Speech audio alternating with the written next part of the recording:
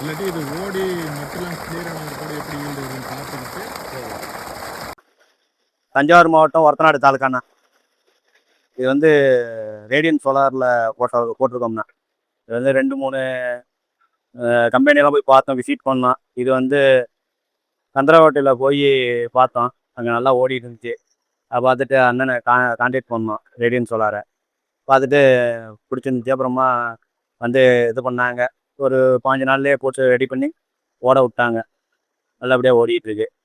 அப்பா பேர் வந்து ஆறுமுகம், என் பேர் வந்து மணிமாறன். ஈச்சங்கோட்டை கிராமம். இது வந்து ஒரத்தநாடு தாலுக்கா ஈச்சங்கோட்டை கிராமத்தில் இருக்குது இந்த இடம். ஆமாம், 15 ஹெச்பி. நாங்கள் பக்கத்தில் வந்து ஈபி மோட்ரு ஒன்று நாங்கள் வச்சுருக்கோம். நாங்கள் ஈபி மோட்டரில் தென்னை விவசாயத்துக்கு தான் இது வந்து இது பண்ணது. ஒரு 4 ஏக்கருக்கு தண்ணி பத்தலை, ஈபி மோட்ரு பத்தலைங்கிறதுக்கு இது வந்து ஈபியில் வந்து ரெடி பண்ணணும். ஆனால் சர்வீஸ் இப்போ கிடைக்காதுன்னு நினைக்கிறேன்.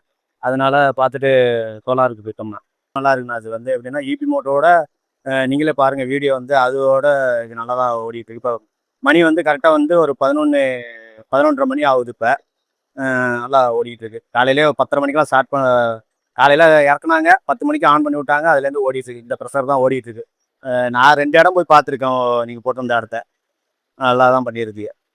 ஒன்னோட போட்டு ஒரு 3 வருஷமோ 2 வருஷம் ஆகுது அப்படின்னாங்க அவங்க. அது நல்லா தான் இருந்துச்சு. கன்ஃபார்ம் நல்லபடியாக போடலாண்ணா. கன்ஃபார்மாக போடலாம். கன்ஃபார்மாக இது நடவே பண்ணலாம். நடலாம். நல்லா ப்ரெஷர் இருக்குது. நல்லா எந்த பிரச்சனையும் இல்லை. கூட ஓடும்.